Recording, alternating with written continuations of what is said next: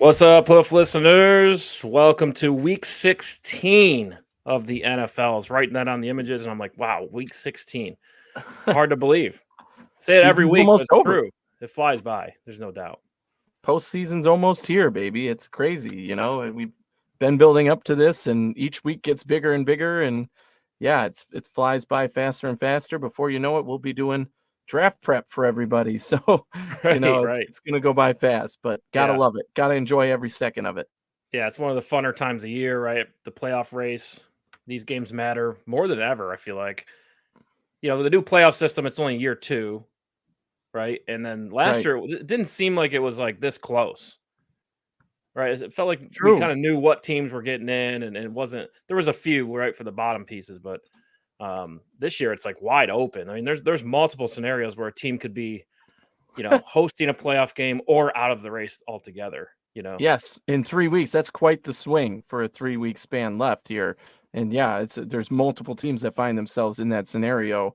Pretty much everybody's still playing for something too, right? I mean, Right. not even divisions have been locked up at this point really, so it's a pretty good race in all sense for the NFL. No matter who is playing who, even if an opponent has been eliminated, it probably still means something for who they're facing. There's not a lot of, nobody versus nobody matchups right now. And that's a good place for the NFL to be in terms of selling tickets and having stuff on TV. So Right, right, it's I think almost I like think there's maybe one matchup, maybe two. Yeah, we'll go over a couple I think that are like, nobody cares matchups, but the rest really matter. yeah, for sure, and it's like the divisions aren't really settled yet either, right? Um, Yeah. like, we thought for sure Jacksonville was gonna be a top Well, seed, 1 yeah. or 2. With the And schedule they had, you had, what, 3 rookie quarterbacks in the division. Anthony Richardson, CJ Stroud, and then Will Levis. We knew we'd see Will Levis at some point. And so you think Jacksonville would run away with it. And they also played the NFC South, right? But I feel like they failed to capture that opportunity. So literally, Jacksonville, there's a shot they don't make the playoffs, right? They lose the yeah, division and they could be even out of the wild card. It's just wild this correct. year. They would be, they could lose 2 out of 3 and find themselves really backed into a corner. And with their schedule and the way they've been playing, that's not unrealistic. So there's a lot of scenarios here. They went from 1 seed to out in just a couple of weeks.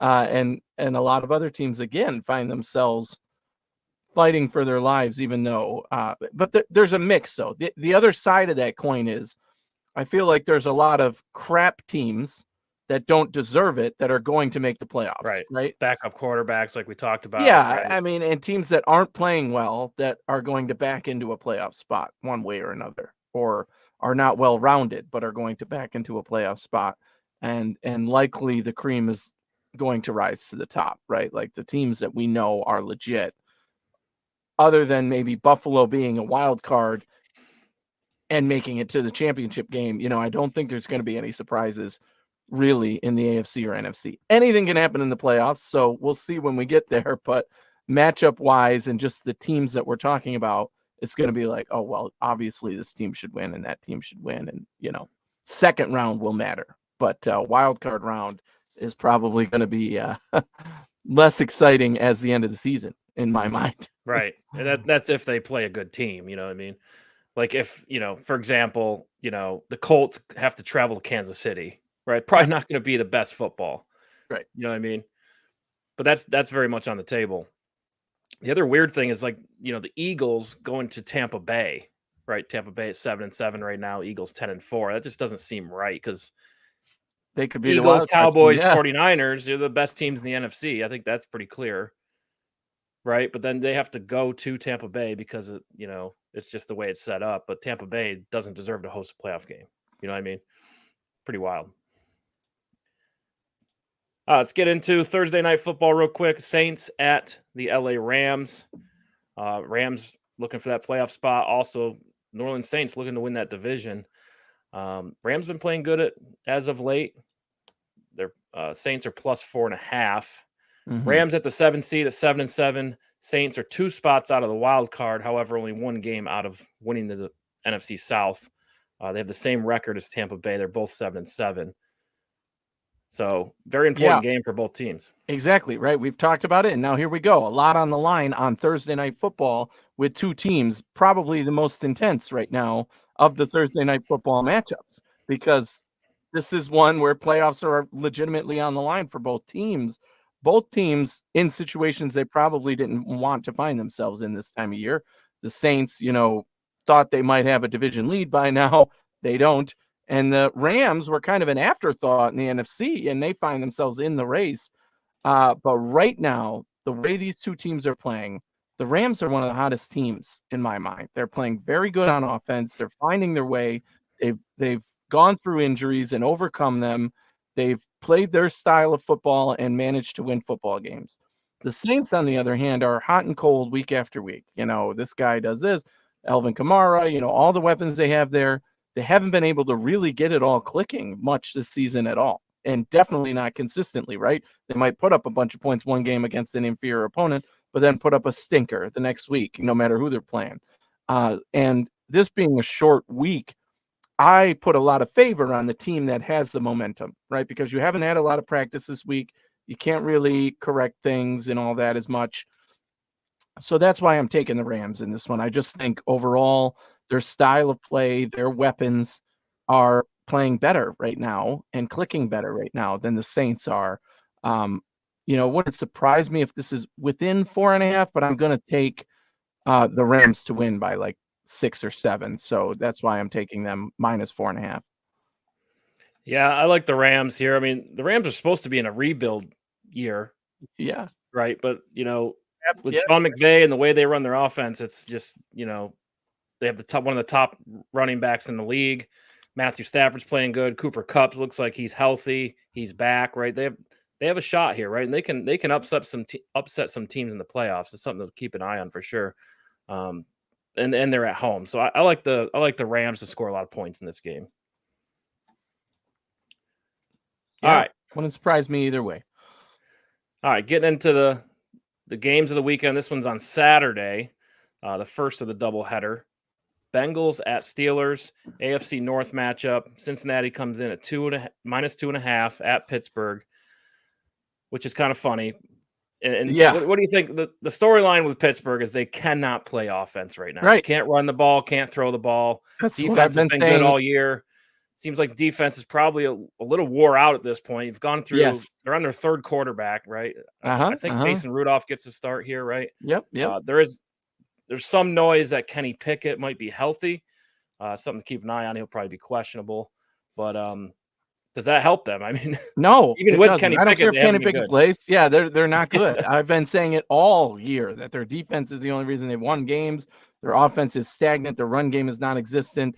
Their pass game is pathetic. I mean, they just can't do anything, right? It's like that meme of the guy with the stick saying do stuff, right? Like you just do stuff, right? Like they just can't. They're not capable. And it's unfortunate that they're in key matchups down the stretch. It would help the Buffalo Bills if the Steelers win this matchup, but I don't see that happening. You cannot put faith in a team that cannot do anything on offense. Their defense is going to wear down eventually, right? I don't care if they shut out the Bengals through 3.5 quarters. Eventually the Bengals are going to score because the defense, has been on the field too much and has been making plays all game and is just gassed. And the Bengals are going to take advantage of that. So while I don't expect the Bengals to put up a 30 burger, and if you ask me, I watched their last game because it was one of those flex matchups, primetime, whatever you want to call it, nationally televised. They did not look good at all. I was not impressed with the Bengals at all, really. I was like, okay, they should be better than this. They might have gotten the win, but like they scraped out a win. It was not impressive by any means. Defense looked good at times, but vulnerable. And their offense, even though now Jamar Chase is hurt, right? Higgins is the guy. I still think they could, throw the ball backwards and still score more points than the Steelers. So that's just ultimately what it comes down to in the NFL, right? So you could tell me this game finishes 3-0 Bengals, and I believe you. Or you could tell me the game finishes 17-0 or 17-3 Bengals, and I believe you. So I'm taking Cincinnati minus 2.5. I do think they win the game. But we're rooting for the Steelers, obviously, to try and find some life. I just don't bank on that and don't see it happening. Yeah, and that's tough. But yeah, the Bengals, they can run the football and they play good defense, and that's why they're in the race here at 8-6, right? Yes. The Steelers have definitely seemed to fallen off lately. It's gotten real bad on offense. 4-game losing streak, right? Right, Yeah, right. So, but I mean, there's noise that Mike Tomlin might be on the hot seat here. The media is obviously all over this offense and how bad they are. This is at home. It's prime time. I like the Steelers to win by 3 in this game. I think it's close, a lot like we saw with the Steelers. Yeah, I'm picking the Steelers in this. Wow. At home, time to turn it around. You're still in the playoff. Keep those playoff hopes alive. Beat a division rival. This is going to be the AFC North. Good defense. Find something to do on offense, and the Steelers sneak it out. And that's been Steelers football all year, right? I think it's time to get back to it. All right. Defense better score points. Yes, which is possible. And the Bengals are riding high right now, right? They get a little too high sometimes, and the team cools down a little. Anyway, Buffalo Bills at the LA Chargers. Buffalo minus 12.5, traveling out to LA. Quarterback we haven't seen a lot in Easton Stick. Head coach now that no one's ever heard of, GIF or JIF. Do the Chargers have any chance here? We'll start with that. They get momentum from the coaching firing, right? That's a given. You get like 10 bonus points of energy for that, right? On Madden or something. It's only sometimes. No would be the direct answer if I'm speaking objectively, not just as a Bills fan, right? I mean, the Chargers have been terrible all year with the roster that they have, with the coaches that they had, and now they fire them. I don't see how any of that changes. Keenan Allen is ruled out for this game. He's been their best receiver. Obviously, Mike Williams has been hurt all year. So it's who's the quarterback? Who's he throwing to? Palmer is their number one guy right now. Are you kidding? Quentin Johnson, who couldn't catch passes as a rookie. I mean, it's like the who's who of that team. I cannot picture how the Chargers are going to be productive. The run game, right? Austin Eckler is who he is. But if the Bills can contain that one guy and do what they do, and they've been doing that well on defense lately, I don't see how the Chargers can put together anything, even if the Bills don't play well, right? I'm not even talking about the Bills yet. Just the Chargers alone, the way their organization has been going. And this game is in LA, which means it'll be full of Bills fans. Not a single Chargers fan is going to show up for this game, pretty much. So it's, that's how it normally is there. But Bills Mafia travels well, and there's a lot of them out there who have been waiting to go to a game. So I do think it's going to be more of a home field advantage for Buffalo. More Bills fans there than Chargers fans. And especially given the circumstances of the situation, there's not going to be much life at all for the Chargers in this one. Yeah, and I think for the Bills, you got to come out, start, score a lot of points early, because if you let them hang around, right, weird things start to happen, right? Yes. We don't know what kind of energy the Chargers team will have. I feel like it goes both ways. The Raiders, high energy after firing the coach. They've actually played really well in a number of games this year. Mm-hmm. But there is times where the team just completely quits, right, and completely goes flat. So Panthers come to mind. They haven't done anything. There's been teams in previous years that just get flat. So I don't think the Chargers will have much life, but it's really just put them away early if you're Buffalo. Get up by 14 like you did last week, and I think they'll be in a pretty good spot to control the game all day long. To tag along with your point there, I think that the Bills have to know what to be ready for. Be ready for anything. They're going to fake punts. They're going to onside kick. They're going to do whatever the heck they need to. Forward lateral flip passes to the receiver goes back to the. I mean, they're pulling out all the stops because they've got nothing to lose, nothing to play for. They're just out there, doing what they got to do and trying to win, right? Don't get me wrong. The Chargers players are trying to win. They're going to do their best to win the game. Yeah. They're just not good enough to win the game. Right. But they have nothing to lose. So they're going to do all of that. If they don't at least fake a punt Go for it on fourth down in some crazy situation. They're going to do all of those things. I would be shocked if they don't do those things, because why not? I don't care if the score is 0-0, fake the punt and go for it, right? What do you got to lose, right? Yeah, it doesn't matter. Like you should be expect the Chargers to be very, very, very aggressive. Right. Basically, they're going to do whatever they can. I just don't know, again, that it's going to be good enough. And we could talk about, Sean McDermott and the Bills' record versus inexperienced quarterbacks.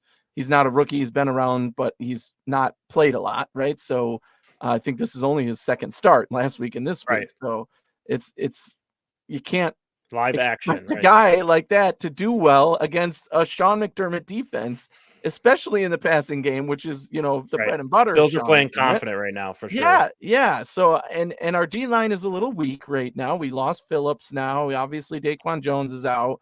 But we still have other guys that can step in. I mean, Linval Joseph, that's what he does in the run game, stop the run. So I just think, it's going to be hard for the Chargers to find momentum. Right. They're going to get a participation trophy for this game. That's right. It almost feels like they're 100% relying on Austin Eckler. But he can also, he's a great running back, and they've had a lot of success with him. So if you're the Bills, I mean, that's focus number one, right? You can't let him have a good day on you. Correct. And get momentum for the team, right? Mm-hmm. I don't know who else you turn to if you're the Chargers. I mean, the tight end Everett, we've seen flashes, but nothing great there, right? Pretty average in my opinion. We know who he is. Yeah. He's not. Quentin Johnson's been, he's underperformed all year. I think Chargers fans are just happy when he catches a ball. I mean, that's the new expectation, which we haven't seen a lot, right? Mike Williams out, Keenan Allen out.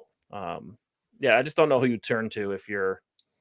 It's not. I don't think Easton Stick can beat him with the deep ball. You know what I mean? Like, I don't think there's anything to fear there.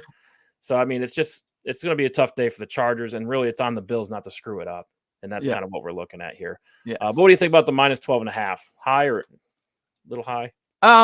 Normally anything over 10, I'd say, is legitimately too high. But here you're talking about an offense that's playing, some would argue, the best in football right now, and a team that is so down in the dumps and looked pathetic and gave up 60 points last week and, has so many holes.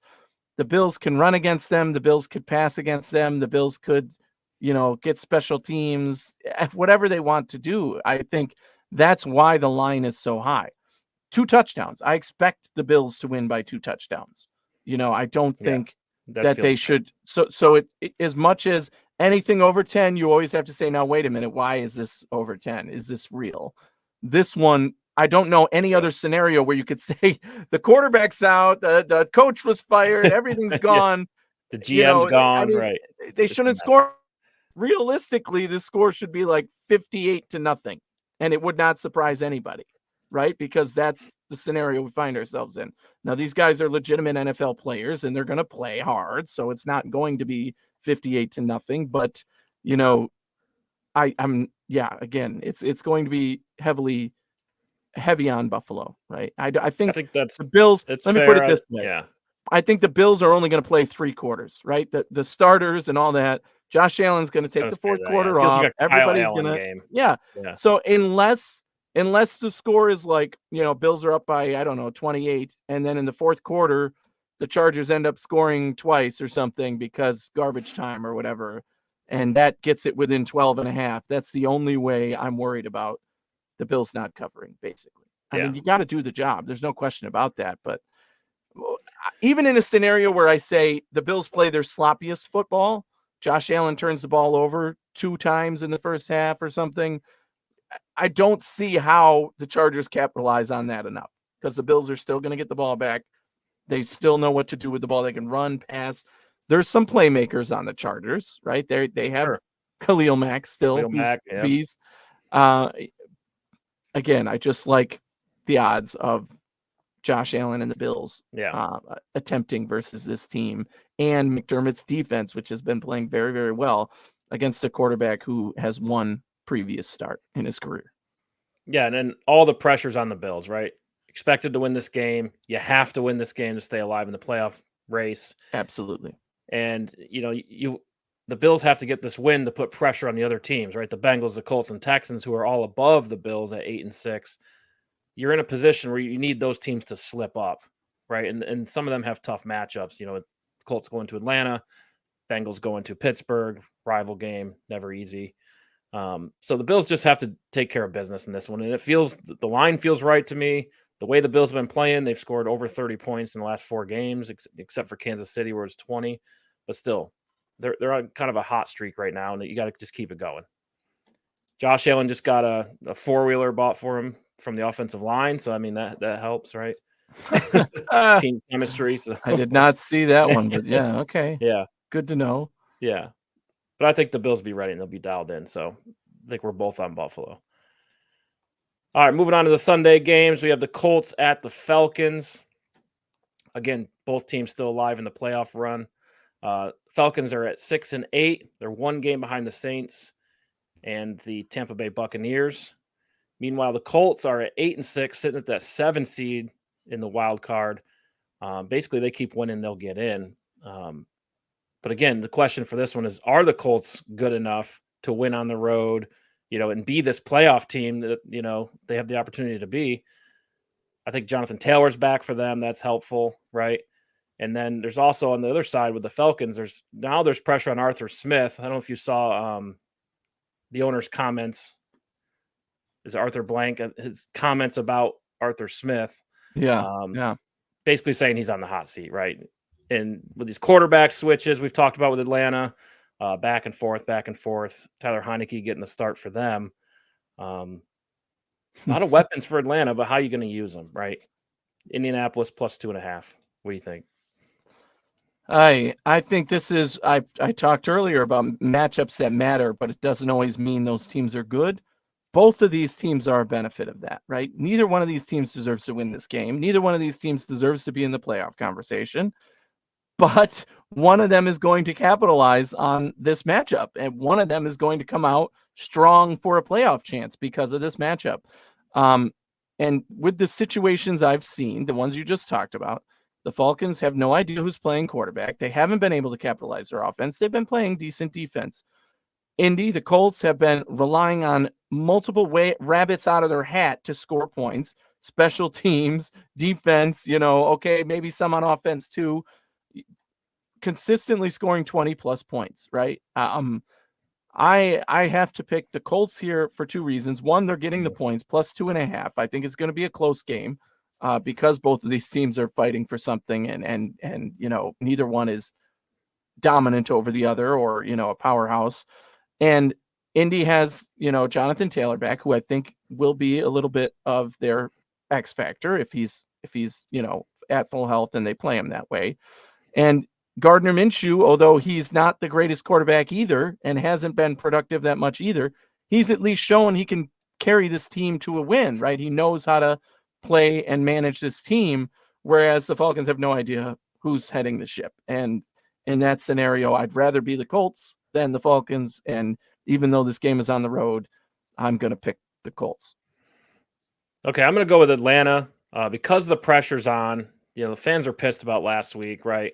Now the coach is on the hot seat, so it's like to avoid doom, you gotta show some sort of good game plan. Where there's weapons on this Atlanta team, right?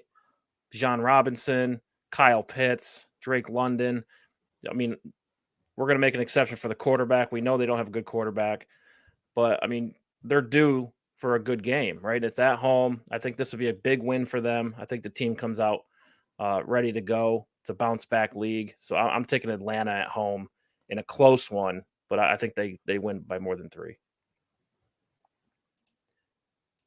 All right, next one, Commanders at the Jets. Washington plus 3 at the Jets. This is the game. What do you want to talk about? This is one of those games where I said, no Aaron Rodgers, I think. Is one of story, the few this whole weekend that is pathetic and nobody cares, right? So there's nothing at stake here for either of these teams except, pride. So the Jets, 1 week they came out on fire. Their defense is really good. We know that, but their offense was clicking with Zach Wilson. The next week, they look back at being the Jets. How do you go from scoring 30.5 to 0? I just don't understand that. Pathetic, yeah. And then The Commanders, a team that just doesn't care anymore. They've clearly they're getting reorganized from the top, and they haven't had their hearts in it for weeks, it seems. And completely inconsistent. Cannot trust them on offense. Cannot trust them on defense. Don't know they're capable, but they're not following through enough for me to Washington feel quit. confident. I think we say this every week, but they were a good team early on, and they were competing. Sam Howell playing good enough quarterback for them, right? But new ownership kind of rocked the boat here. We trade away their two best players on defense, and Chase Young, Montez Sweat.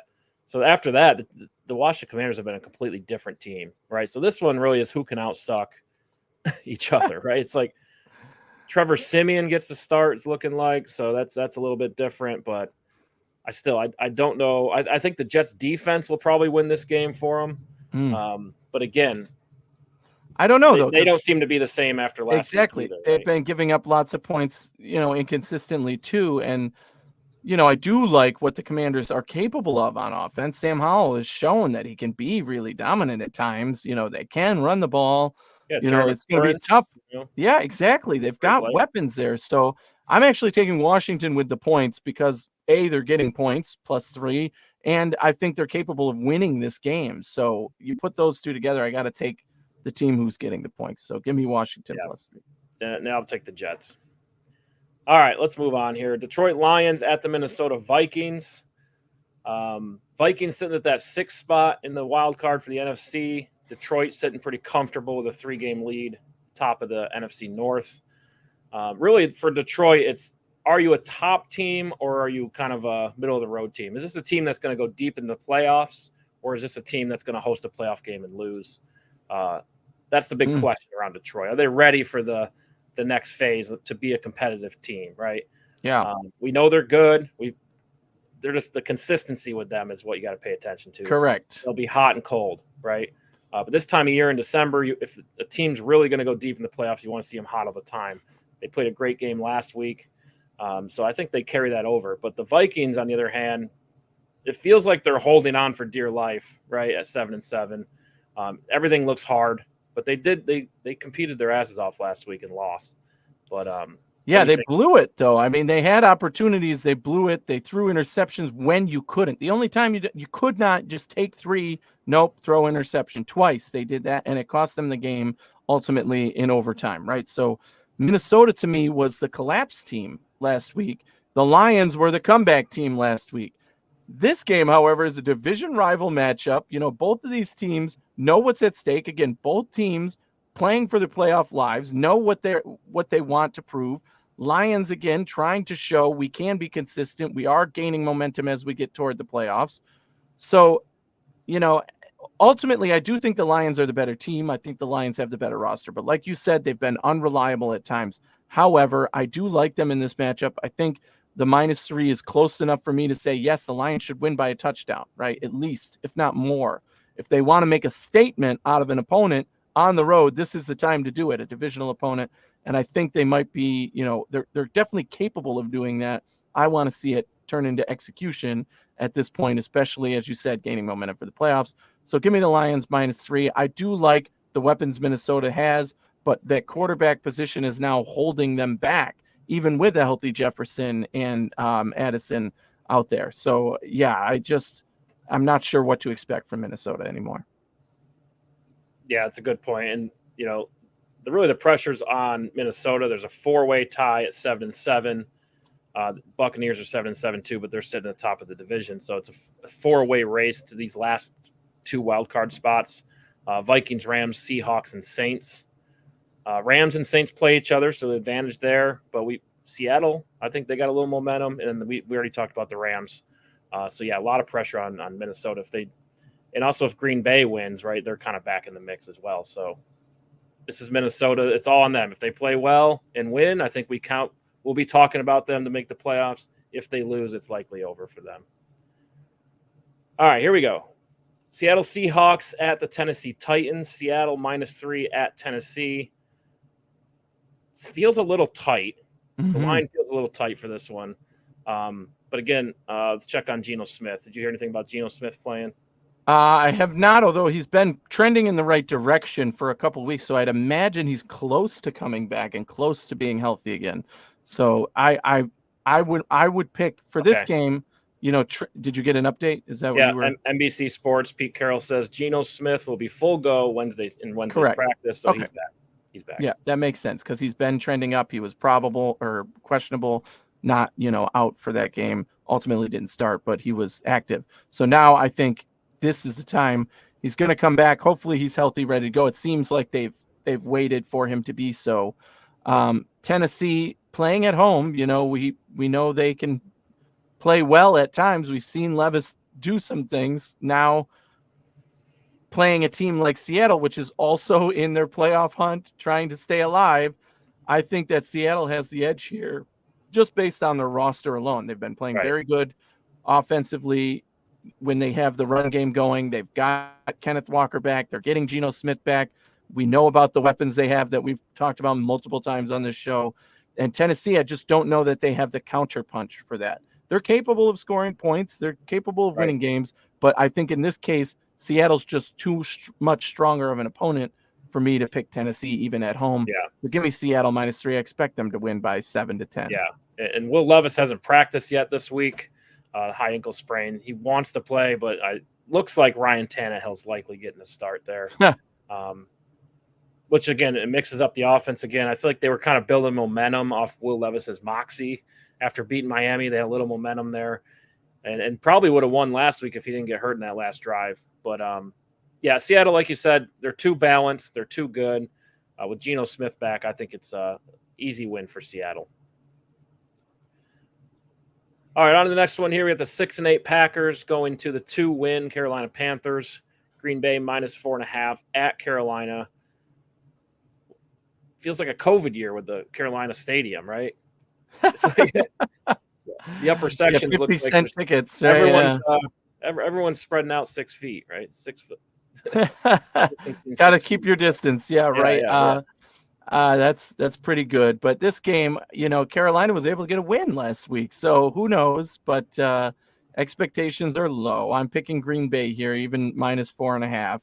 I don't like Green Bay as a team. I don't think they're capable of, surprising anybody, but they're playing an inferior opponent. And, I think they'll capitalize on that opportunity to get a win. Yeah, I think Green Bay could ride A.J. Dillon, right, and pull out a win here. We've seen that in previous weeks. They really have no one to turn to when Aaron Jones is out. I think he's back now, but Green Bay just been really sloppy all year, right? But I think they can dial up a game plan to get a win at Carolina. So give me Green Bay. All right, Cleveland Browns, led by Joe Flacco, going to the Houston Texans. Cleveland's -2.5, going down to Houston. Joe Flacco. And Case Keenum, right? That's who we're seeing. Right, C.J. Stroud out for this one as well. So this is an interesting game because both are playing good defense, and both, playoff hopes on the line here. So really, who can make a play on offense is what I'm looking at, right? We saw Devin Singletary kind of, take over for Houston last week. For Cleveland, one thing Joe Flacco brings to the table is he can stretch the field, right? It gets these wide receivers for Cleveland involved, right? Amari Coopers. And so it's a little different. But, again, Flacco's throwing tons of interceptions. Case Keenum looks like Case Keenum. So, I mean, who do you like in this one? Unfortunately, the Texans are also dealing with other injuries still. Nico Collins has been banged up. Schultz has been playing, but he had issues. A lot of question marks on the offensive side for the Texans. Cleveland's been unremarkable on offense, but their defense is it's probably the best in the NFL, right? So I really think that is enough for Cleveland to have the edge here by at least 3 points. So I really like this game actually for Cleveland -2.5. I think, that the Texans are in an unfortunate situation now, not having injuries at a good time for them where they could have made a legit playoff run. But I'll take the Browns and we'll see. Yeah. This is another one where two teams in the playoff conversation that probably shouldn't be, but at least the Browns have a legitimate best in the league type defense. Yeah, for sure. And that defense, I think, is enough to lock them into the wild card. And this Yeah, is a game they absolutely. got to win, right? If Yes. they're going to be the best defense in the league, this is a game you should win against a backup quarterback, underperforming offense. Cleveland has a 1-game lead on 4 teams at 8-6. Bengals, Colts, Texans, Bills, all at 8-6. Texans sitting 1 spot out of the wild card. And they have a couple divisional matchups that'll decide their fate as well. The Cleveland this week, and they host Tennessee next week, and then they go to Indianapolis to finish it off. That Colts-Texans game will be very important for them. So if the Texans want to make it in the playoffs, they got to win. But I think Cleveland's just a better team. Right? I think they can run the ball better. Yeah. I think they can throw the ball better. They're more. Yeah, when you put the weapons together, I do trust that they'll be able to run the ball. Jerome Ford, I believe, is going to be healthy for this one too, which will help the Browns. So he was banged up, but yeah, I think ultimately that's going to be enough to carry them to the win. I think it's going to be a low scoring, but they'll be able to get it done. Yeah, so I'll take Cleveland. All right, the Florida matchup: Jacksonville Jaguars at the Tampa Bay Buccaneers. Jacksonville plus 2.5, traveling across the state to Tampa Bay. Tampa Bay, yes, like we've mentioned, sitting at the top of the NFC South. And Jacksonville, like we talked about earlier in the show, they're a little bit in trouble here, right? They're sitting at the top of the division. However, the Colts have the same record as them, and the Texans have the same record as them. So that can really go either way. If you're Jacksonville, if you're a Jacksonville fan, this feels like a must-win for Jacksonville, right? Yeah, and the not good news is Trevor Lawrence has been ruled out for this game. Recent update here I just got. Did not practice Wednesday or Thursday, likely out versus. Yeah, that's bad. So, yeah, not good for the Jaguars. Yeah, Tampa Bay coming off probably their best game of the year, right? Exactly. They've been playing very well, and this game is at home for Tampa Bay. So with those factors in mind, the line might shift, mind you, now that they know Trevor Lawrence is out. But I do like Tampa Bay minus 2.5, and I think it's the situation is right for them. I don't trust this game a lot, but because I don't like Tampa's offense, with Baker Mayfield at the helm, anything can happen. But the Jaguars have been totally trending in the wrong direction, have been totally banged up by injuries, and the Bucs have been able to capitalize on other people's struggles. They have their own, but they've been able to at least one up the other struggling teams. So this is another case here where I think the Bucs are going to benefit from the situation. Yeah, the big question, okay, Trevor Lawrence out, everyone wants to go immediately to Tampa Bay, but really the Jacksonville defense is really good, right? Their pass rush is pretty good. They could win with defense, and I worry about Tampa Bay with Devin White, right, sitting out a game last week. I mean, if he's bought back in, it's a different story, in my opinion. Let's check on that real quick here. Yeah, it seems like he's having a hard time, but wasn't happy with the not getting a contract situation and all that. Yeah, so that's definitely a factor in this game as well. So I'd keep an eye on that. But yeah, I think Tampa Bay's hot. They have the good receivers. Why not Tampa Bay? I'm feeling Tampa Bay in a close one. Can't believe I picked him, but yeah.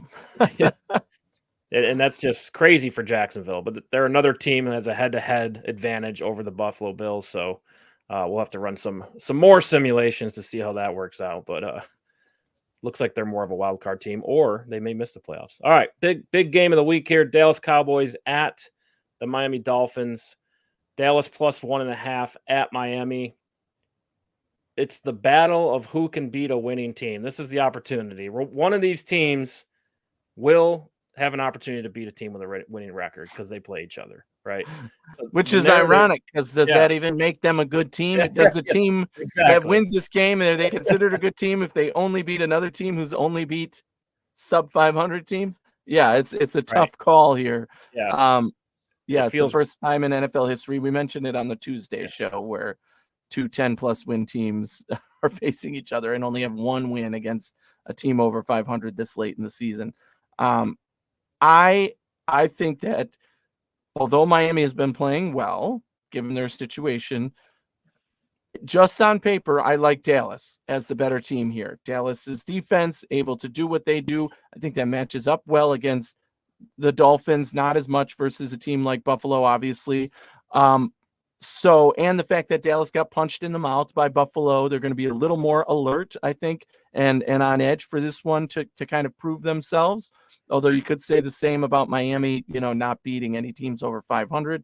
So, Dallas, I think their defense carries them to the win. Their offense can do enough to hang with the Dolphins, even if the Dolphins are effective on offense.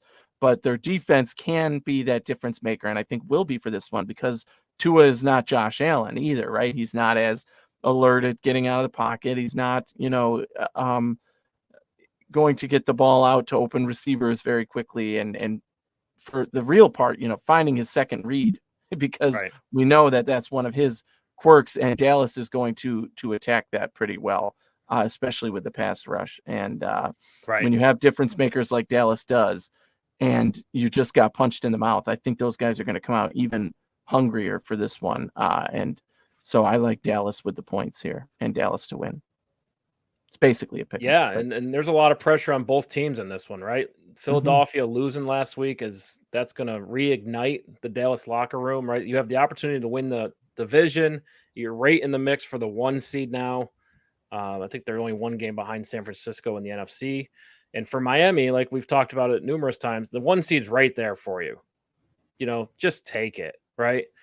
Because if they lose one of these games between Dallas and Baltimore next week, now the division's on the line for them in week 18 versus the Bills. You have the opportunity to avoid that entire situation if you just win these next 2, right? So tons of pressure on both teams to, be the teams that everyone thinks they're going to be, right? These are the 1 seed teams, right? These are top 2 teams in the NFC and AFC. So this game, so important for both teams. And like you said, I agree with you. Miami's very game plan specific. It feels like when they game plan well, they're a great team, and obviously they're fastest team in the league. There's a lot you could do with that. But if they have a glitch in their game plan, it seems like it falls apart quickly, right? So I like Dallas in this one just because I trust Dak more than I trust Tua, and I think Dak makes one less mistake, and I think that's what this will come down to. This will be a tight game throughout.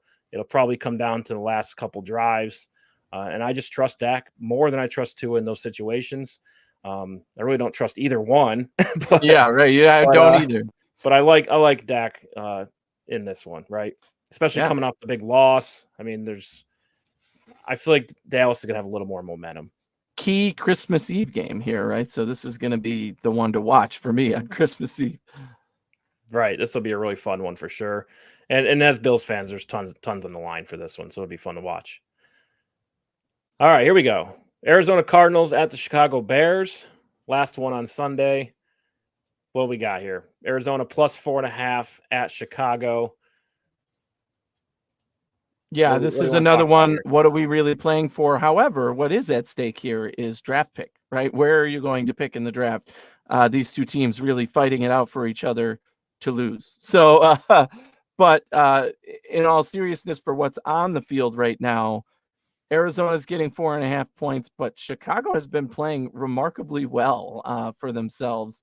And I think that, they're playing at home. I have to take Chicago minus 4.5. I think they could win by 6 or a touchdown. So I think I have to pick Chicago here, although the Cardinals, have been able to score more points and look a little better under Kyler Murray. They're still one of the weakest rosters in the NFL and not playing particularly well right now or gelled right now, whereas Chicago seems to be playing a bit inspired and kind of together, even though they're not one of the best rosters and haven't lived up to expectations. Yeah. So give me Chicago minus 4.5. Yeah, I like Chicago as well. I just think Justin Fields can make more plays, right? And when he can get some sort of passing game going, they're kind of a dangerous team. They play good defense. We've seen them score more than 30 in numerous occasions this season, right? So yeah, I like Chicago. Chicago at home in this one. All right, Raiders at the Chiefs. When is this? Christmas Day? Is it Monday, right? Yeah. The schedule this year for the NFL. Like, can we have a day off? So much Not this football. week. Thursday, then Saturday, then Sunday, then Monday, then Thursday. Then Friday, right? Yeah. Raiders at Chiefs. Um, this the Raiders have been playing good, right? They've had more time to prepare for this game. Yeah. This really comes down to it's Pat Mahomes. It's can somebody probably Rashee Rice for Kansas City will make a few plays. But I don't think the Chiefs can simply overlook one. I think that plus 10 is a little Yes. high. I agree absolutely, and you're going to see this one again in the next segment, aren't you? Because this is, I mean, it's too big. 10 is always like a wait a minute situation, right? And here it's confusing because wait a minute, the Raiders have been playing well. They're not a great team. I don't care. You look up and down their roster, they're not amazing, but they have playmakers and they've been playing well. Kansas City's a great team, but has not been living up to expectations, has not been putting the points on the board as much. Their defense has looked more vulnerable of late. They're dealing with injuries. I think this, it's at home, it's in Kansas City. So I think that this line could be like 4, 4.5, 5, 5.5, but 10 to me is too much. So give me the Raiders with the 10 points. I think, being a divisional matchup, they're going to try and keep it close. And, Kansas City has not proven to me that they can be that dominant team that everybody expects from them at this point, especially the way they're playing of late. The last 4 or 5 games, I just don't see it for them. Yeah, just going back, it's been a while since the Chiefs had a 10-plus point victory. They won by 10 last week versus the underperforming Patriots. Close game with the Bills. They lost to the Packers. They did beat the Raiders. What's that, 3 weeks ago? By a bunch, yeah. At 31-17. But besides that, they don't have a lot of 10-point wins this year, right? There's a handful, but there's not as many as we normally have seen in years past. I think Chiefs win and Raiders cover. Yeah, agreed. All right, Giants at the Philadelphia Eagles. Giants are plus 13.5 going to Philly. How are we feeling here? Philadelphia, they're still a really good team. It's just we know this storyline, right? They don't play 4 quarters of football and then they kind of pull it out in the end. That's not going to work for you every week. And now you're starting to see that kind of fall apart. So the Eagles need to get back to playing 4 quarters of football and they can beat any team in the NFL. Yeah. Right? This line 13.5, again, it's a doozy when you look at it, but then you realize the opponent, you realize it's in Philly. I think this is the kind of statement game that Philly needs right now, right? They're going to be able to score versus the Giants. So they need to be able to play their style of football, run it when they want to run it, pass it when they want to pass it, and make this Giants team look like the inferior roster they are compared to Philly. The Giants D-line is really good and can get to the quarterback, but you have to counterpunch that with the run game, basically. And I think that the Eagles are well-balanced enough to do that. So this game, to me, is going to be the get-right game, the, oh, my God, this is the Philly team that we saw at the beginning of the year that everybody thought was the Super Bowl favorite and all of that. So it's tough with a 13.5-point line, but I'm going to take Philly minus 13.5. I think they win by at least 2 touchdowns, but they could blow them out and it'd be like, a 34-10 game or something. Yeah. So give me Philly. Yeah, I feel like if Daniel Jones is in this game, it's a little different story, right? I just don't feel like the Giants can take advantage of their opportunities, right? So I think Philly wins this one. I do think it's less than 13.5, though. So we'll have the Giants cover, Philadelphia Eagles win. All right, last one on the slate here. Christmas night, Ravens at 49ers, Baltimore's plus 5.5 at San Francisco. And this is just like the Dallas-Miami matchup where, we said Dallas and Miami are probably top 2 or 3 teams in both conference in each conference. Well, here's another game that's both these teams are number 1 right now, right? So little more at stake here, right? If they're the 1 seed, this is what you got to do to get there. 49ers feel like they belong, and Baltimore's kind of, pulled it out a little bit, right? Punt return in overtime. It's been a lot tougher for them. San Francisco seems to be winning a lot easier. Agreed. Yeah, so Miami's 1 game behind Baltimore. If Miami loses, Baltimore could afford to lose one, still be the 1 seed. Dallas is 1 game, and Detroit's 1 game behind San Francisco. So if they lose, there is a lot of that affects them, right? Yeah, the difference maker for me in this game is that the 49ers are playing at home, right? Baltimore is going across the country to play in San Francisco. San Francisco is going to have the crowd advantage, going to have the home field advantage. They're going to take full opportunity here and capitalize. Their run game obviously is one of the best with Christian McCaffrey, who can run and pass catch, right? And I think that's going to be expose the vulnerabilities of the Baltimore defense just because he's that big of a playmaker, right? We've seen Brock Purdy. We know he's in the MVP conversation. To me, he's not the MVP. I think that he's just been doing what he can in that offense. Right. Team's loaded, right? Yeah. And they're going to be productive because of the players they have. And again, I give the edge to San Francisco because of that. I'm taking them -5.5. I do think that, although Baltimore can keep it close, San Francisco should win at home by a touchdown or more. And Baltimore, even if they play well, I don't think should beat this San Francisco team and on their own turf. So, yeah, San Francisco could win it by more than that, and it wouldn't surprise me, but I hope that they at least cover this line. Yeah, I think it's close. I'm feeling like a 23-20 type game. I think Lamar's going to make a ton of plays in this one. It's big stage. It's Christmas. I mean, it'll be tons of people watching, and you're playing the best team in the league, right? So there's, they love the spotlight. So I think Lamar makes a lot of plays with his legs.